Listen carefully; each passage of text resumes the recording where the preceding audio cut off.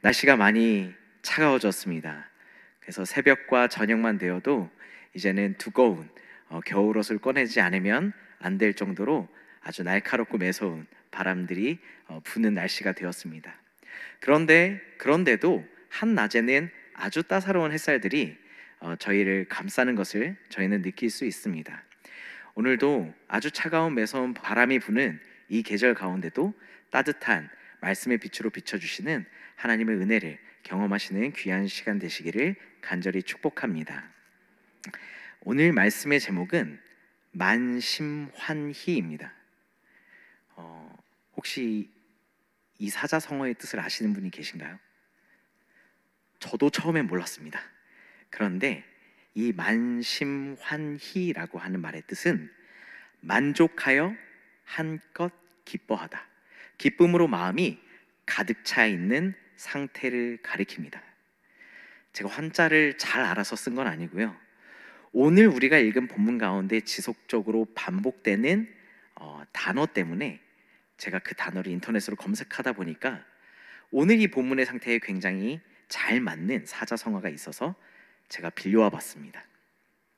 오늘 우리가 읽은 본문 가운데서는 우리가 한 가지 단어에 굉장히 유의를 하면서 봐야 되는데, 바로 그 단어는 무엇이냐면 기쁨입니다. 그런데 이 만심환희라고 하는 단어는 찰만, 마음심, 기뻐할 환, 기쁠 희라고 하는 단어로 기쁨이라고 하는 감정을 표현하는 단어가 두 번이나 들어가 있습니다. 그만큼 기쁨이 차고차고 넘치는 상태, 쌓이고 쌓여서 아주 충만한 상태라고 하는 거죠. 그럼 여러분에게 한 가지 질문을 드리겠습니다. 여러분들은 지금 기쁘십니까? 아멘, 할렐루야. 이런 대답을 기대하지 않았었는데 하나님께서 참으로 기쁨을 채워주시는 줄로 믿습니다. 그런데 저는 제가 이제 청년들을 만나거나 우리 청소년들을 만났을 때 주로 이렇게 많이 물어봅니다. 오늘 너의 기분이 어떠니? 너는 오늘 행복하니? 오늘 너의 기쁨의 상태는 어떠니? 라고 자주 물어봅니다. 여러분, 혹시 가능하시다면 여러분들의 심장 쪽에 손을 한번 올려주실 수 있으실까요? 네. 그리고 잠시 눈을 감아주시면 감사하겠습니다. 지금부터 제가 몇 가지 질문을 드리겠는데 스스로 이 질문에 맞는 답을 스스로 떠올려 보시면 좋을 것 같습니다. 여러분의 지금 마음은 기쁨이 가득하십니까? 최근에 여러분 가장 기쁘고 즐거웠던 때를 떠올려 주시길 바랍니다. 네, 여러분들이 가장 최근에 크게 기뻤던 여러분들의 삶의 모습을 떠올려 주시면 좋겠습니다. 여러분, 어디에 계셨습니까? 그날의 날씨는 어땠습니까? 혹시 그때의 향기가 기억나십니까? 여러분들은 무슨 옷을 입고 있었고 무엇을 하고 계셨습니까? 그리고 누구와 함께 하고 계셨나요? 가장 최근에 여러분들이 기뻤던 때를 여러분들이 한번 떠올려 보시기 바랍니다. 이제 눈을 떠주시면 감사하겠습니다. 네, 이제 여러분들이 얼마나 정직하고 솔직하신지를 한번 여쭤보겠는데, 나는 저희 임지소 목사가 하는 하나하나의 질문에 따라서 바로바로 어떤 장면이 떠올랐다 하시는 분만 손을 들어주시면 감사하겠습니다. 감사합니다. 네. 나는 사실은 떠올리려고 했는데 많은 노력이 필요했고 사실 아주 구체적으로 잘 떠오르지 않았다. 손 들어주시기 바랍니다. 감사합니다. 역시 우리 광석교회의 성도님들은 하나님과 사람 앞에서 참으로 진실된 분들이신 것 같습니다. 네. 감사하게도 우리 그 장면들이 금방금방 잘 떠오르신 분들이 있습니다. 그런데 제가 만나는 우리 청년들 그리고 우리 청소년들한테 제가 이런 질문들을 하면 시간이 매우 오래 걸립니다. 그리고 그것들을 떠올리지 못할 때가 많습니다. 그런데 그것이 제가 만나고 있는 청년들이, 청소년들이 문제가 있는 아주 문제아들이어서 그런 게 아닙니다. 지금 이 시대를 살아가고 있는 수많은 사람들이 내가 지금 기쁘고 즐겁고 행복한 그 장면이 바로바로 떠올리기 매우 어려운 시대에 살고 있다라고 하는 겁니다. 우리는 스트레스의 시대에 살고 있습니다. 아주 어린 학생으로부터 작년 노년에 이르기까지 우리에게는 수많은 스트레스가 있습니다. 저희 사랑하는 딸이 6살인데 저희 딸이 요즘 유치원을 가기 싫어합니다.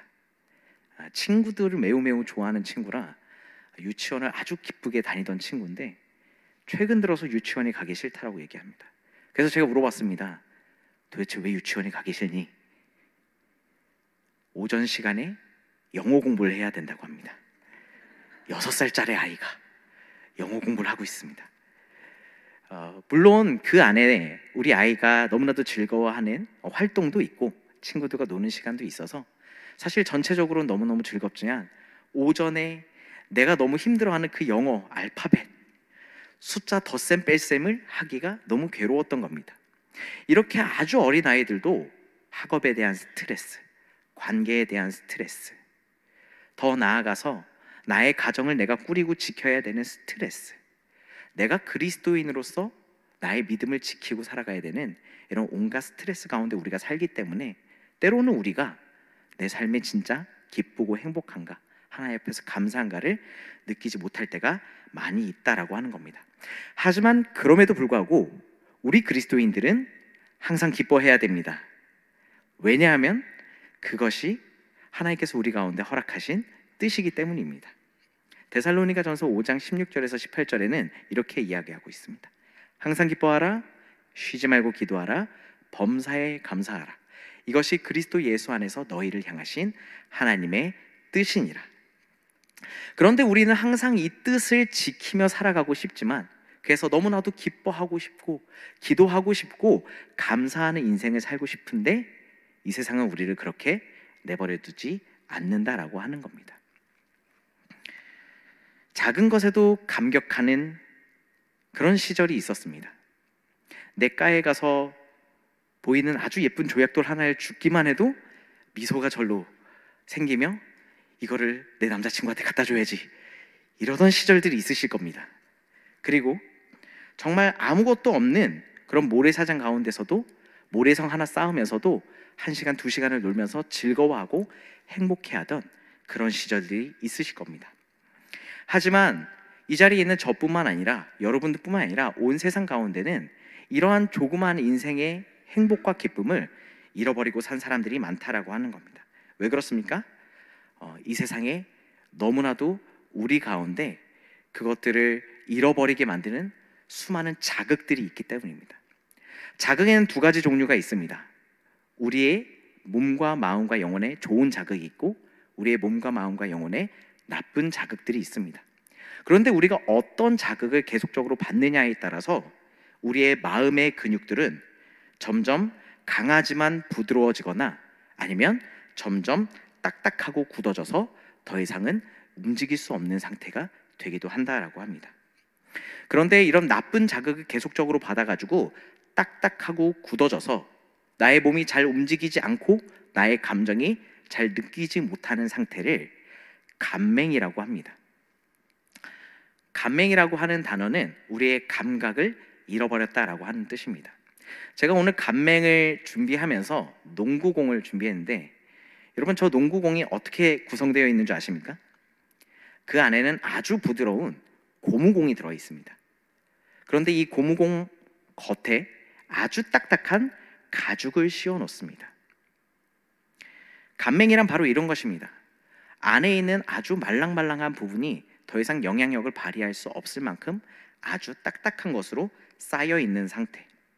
수많은 나쁜 자극들이 우리의 몸과 마음과 생각과 영혼 가운데 계속적으로 우리를 찌르고 자극했을 때 그 상처 가운데서 피가 나고 그것들이 굳어지고, 그런데 그것들이 점점 두꺼운 껍질을 이루어서 어느샌가 더 큰 자극을 주지 않으면 튀기지 않는 농구공, 더 강력한 자극을 주지 않으면 반응하지 않는 상태에 이르는 것이 바로 감맹이라고 하는 것입니다.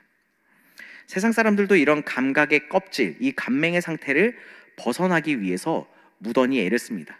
왜냐하면 이 감맹의 상태에 있을 때에는 내가 무엇을 해도 즐겁지 않고 무엇을 해도 기쁘지 않고 무엇을 해도 감사하지 않기 때문입니다.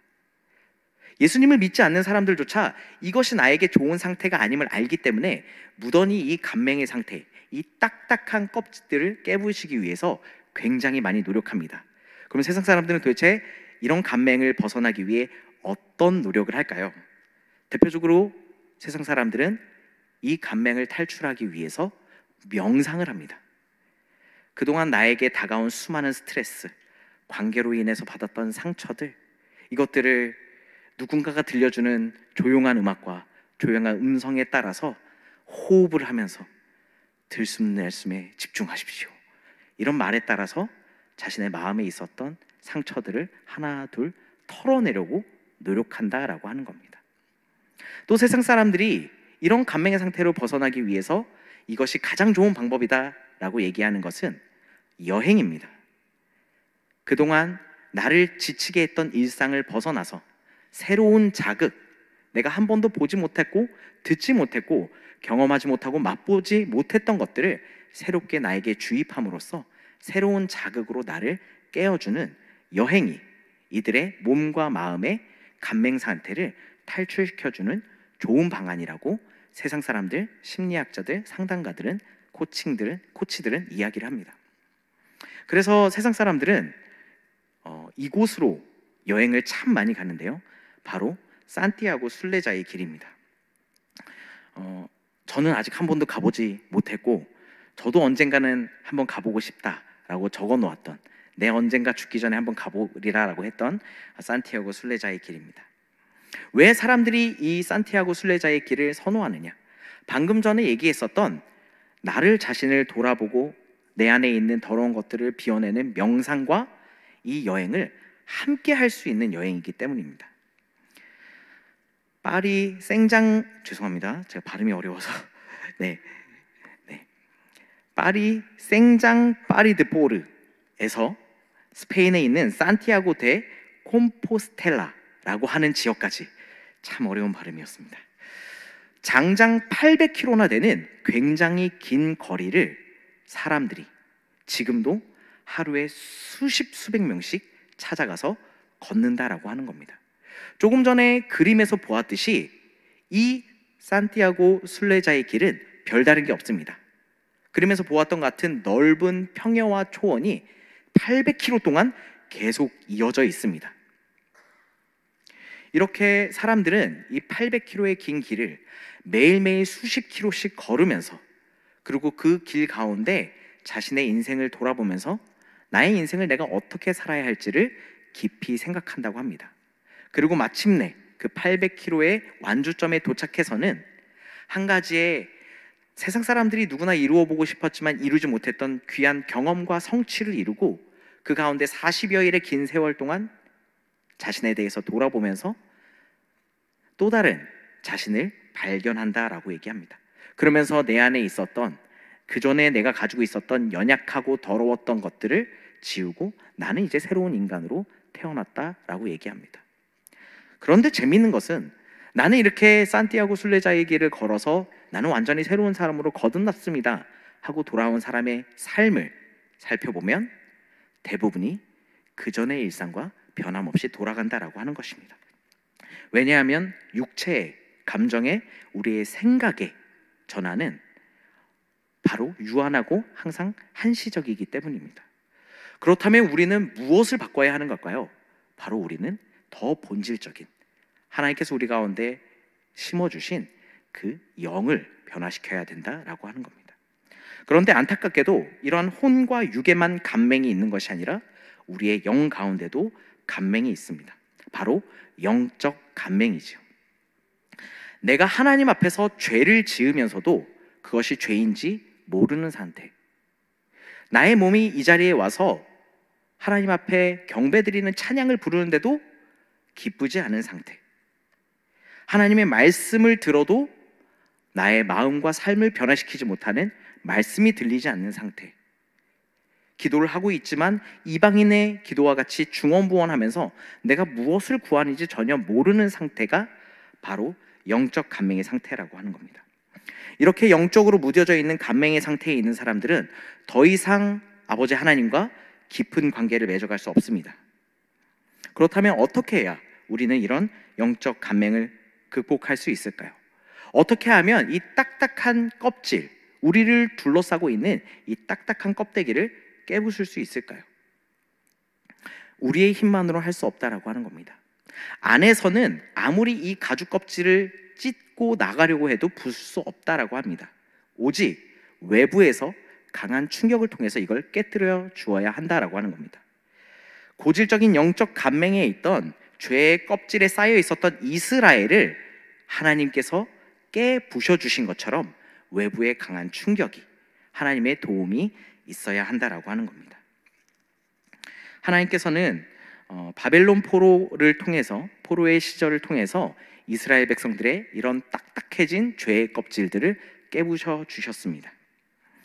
불순종과 우상숭배의 죄를 반복적으로 짓는 이스라엘 백성들, 그들은 하나님께서 그들의 주인이심을 알면서도 여전히 죄 가운데 돌아와 우상을 숭배하고 하나님께서 기뻐하시지 않는 것들을 반복했습니다.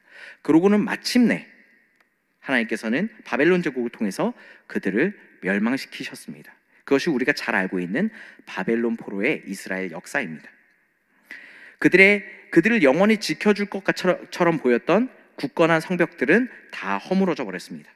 그리고 하나님께 영광을 돌리고 찬양과 예배가 넘쳐나야 했던 성전은 훼손되었습니다.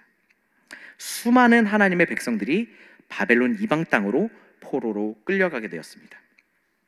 이것들을 통해서 하나님께서는 이스라엘 백성들의 교만과 그들의 자기가 택함 받은 백성이라고 하는 그 의식을 철저히 깨부셔 주었습니다.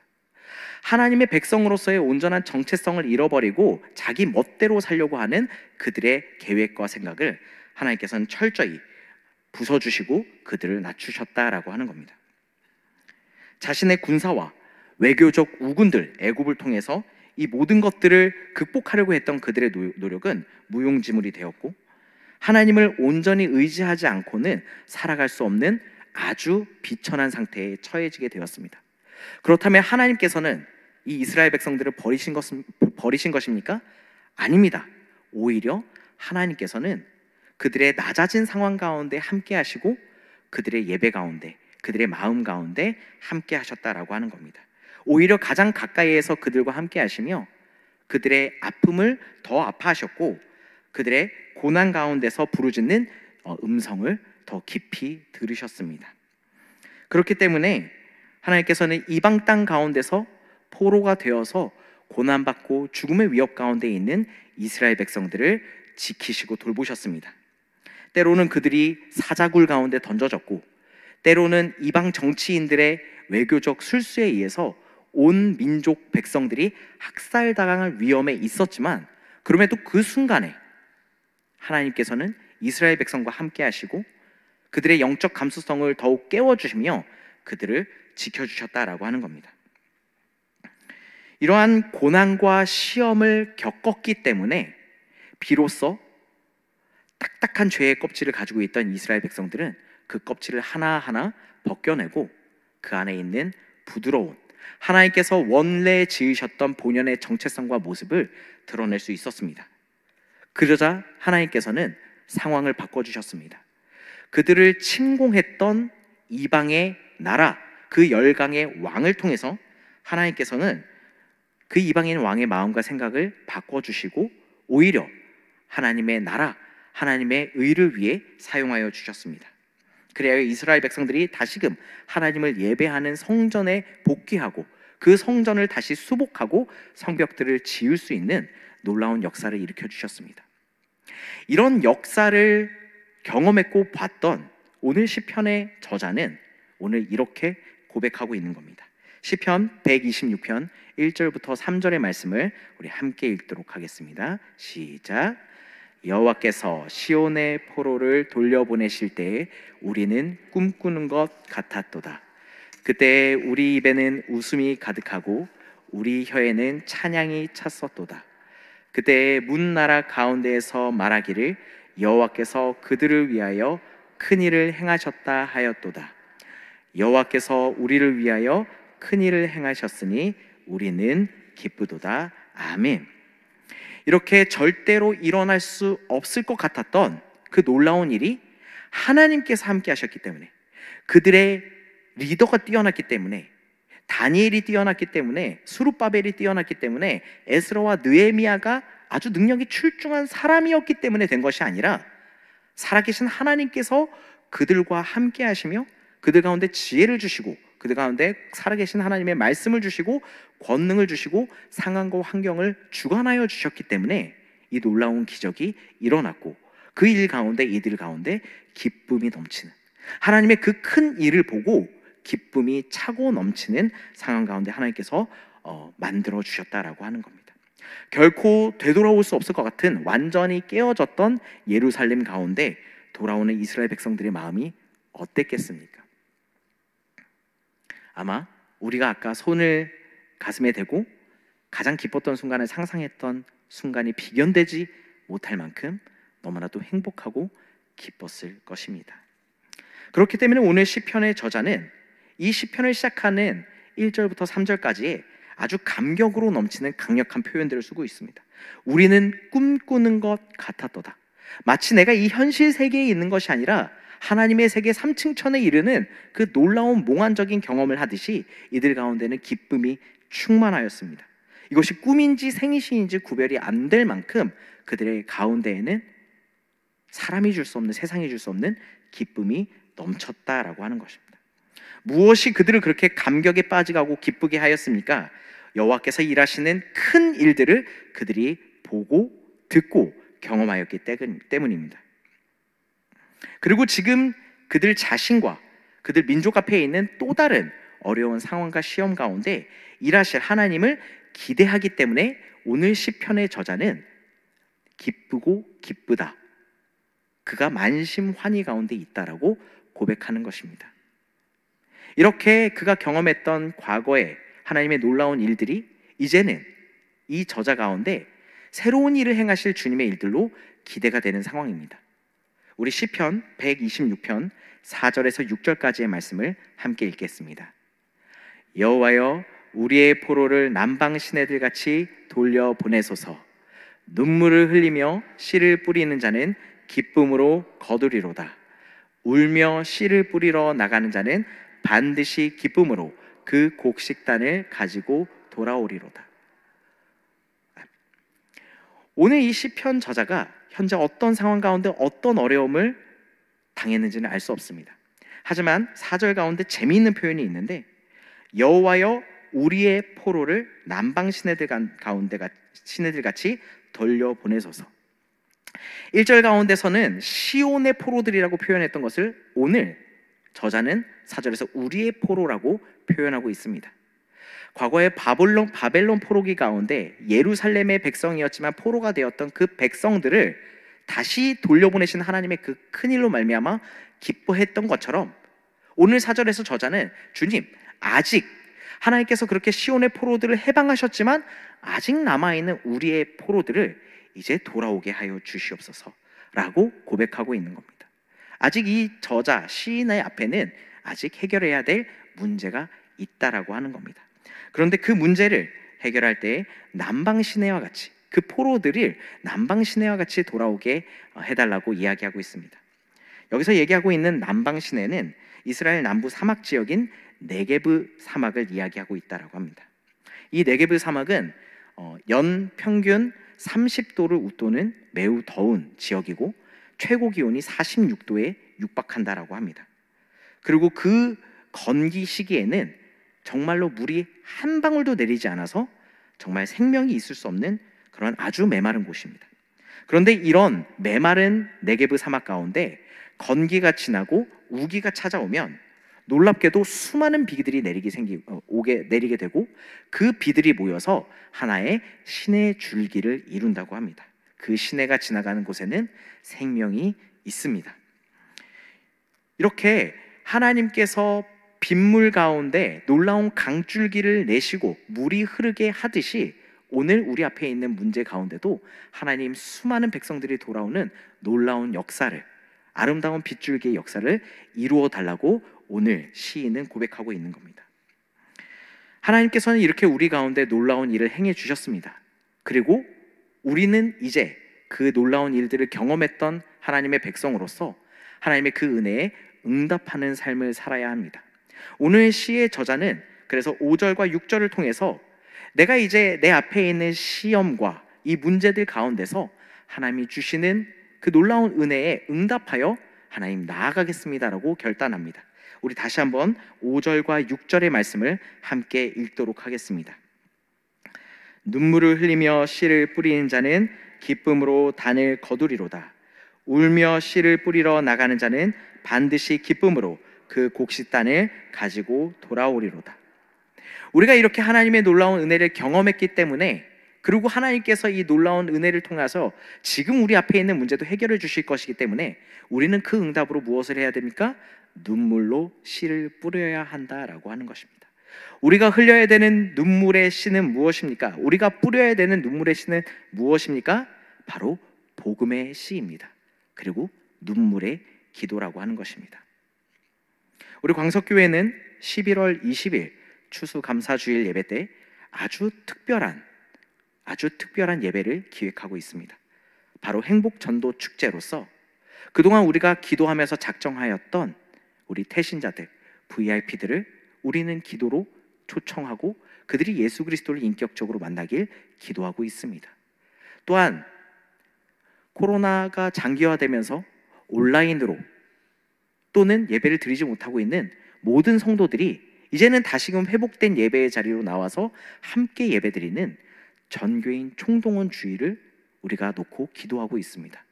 마지막으로 여러 가지 사정으로 말미암아, 개인적인 문제로 말미암아 더 이상 우리 신앙 공동체 가운데 함께하지 않는, 마치 잃어버린 양과 같은 우리의 이웃들과 사랑하는 우리의 가족과 성도들을 다시금 주님 함께 이 믿음의 공동체 가운데 하나 되어 예배드리게 해달라고 간절히 기도하는 가운데 있습니다. 하나님께서는 이러한 우리가 눈물의 기도로, 그리고 우리가 그들 가운데 찾아가 선물을 줄 뿐만 아니라 그들의 안부를 묻고 초대장을 주고 그 안에 살아계신 하나님의 복음과 그 하나님의 사랑을 전달하는 것들을 통해서 하나님의 놀라운 일들을 이루기를 원하신다라고 하는 겁니다. 그것이 오늘 우리가 하나님께서 허락하신 놀라운 은혜에 응답하여 눈물로 뿌리는 씨가 되어야 한다라고 합니다. 이 씨를 뿌리는 작업은 결코 쉽지 않습니다. 그렇기 때문에 기쁨에 웃으며 뿌리는 씨가 아니라 눈물의 씨가 된다라고 하는 겁니다. 그럼에도 불구하고 우리가 이 씨를 뿌릴 때에 하나님께서는 마침내 건기가 지나고 반드시 우기가 와서 놀라운 빗줄기의 강물이 생기듯이 기쁨으로 단을 거두는 놀라운 역사를 우리 가운데 허락하시는 줄로 믿습니다. 한 영혼이 주님 앞에 돌아오는 것, 우리가 눈물로 뿌린 씨 가운데서 곡식이 자라고 그것들을 수확하는 것이 하늘나라 가운데는 놀라운 천국잔치가 일어나는 일들이라고 하는 겁니다. 마치 누가복음 15장에 잃어버렸던 양을 찾았던 사람이 즐거워하였듯이, 잃어버린 드라크마를 찾았던 여인이 기뻐하고 즐거워하였듯이, 그리고 잃어버렸던 아들을 다시 찾은 아버지가 진심으로 기뻐하고 즐거워하여 이웃들과 함께 나눈 것처럼 11월 20일 우리 행복전도 축제를 통해서 하나님께 한 영혼이라도 돌아오는 놀라운 역사가 일어난다면 하늘에서는 주님께서 너무나도 기뻐하시는 만심환희의 천국잔치가 일어난다라고 하는 겁니다. 간절히 바라고 원하기는 그 만심환희의 천국잔치가 우리 광석교회에서 차고 넘치게 일어나기를 바랍니다. 하나님께서는 이렇게 우리 가운데 허락하신 은혜 가운데 우리가 응답하여 그 기쁨을 우리만 누리는 것이 아니라 사랑하는 우리의 이웃들 가운데도 누리길 원하십니다. 고된 노동과 수고를 감내하는 농부들에게 하나님께서 수확을 주심은 그로 말미암아 혼자서 잘 먹고 잘 사는 것이 아니라 가난한 고아와 과부를 돌보고 그로 말미암아 하늘에서 이루어진 놀라운 하나님의 나라를 이 땅 가운데 이루라고 하는 하나님의 명령 때문일 것입니다. 오늘 이 땅 가운데서 하나님의 밀을 심는, 복음의 씨를 심는 하나님의 귀한 일꾼이 되어 우리만 기쁘고 행복한 것이 아니라 하나님께서 주시는 참 기쁨을 우리도 누리고 또 우리의 이웃과 함께 누리며 궁극적으로는 하나님께서 기뻐하시는 그 놀라운 은혜를 경험하며 이루며 살아가는 사랑하는 모든 광석의 성도님들이 되시기를 간절히 축복합니다.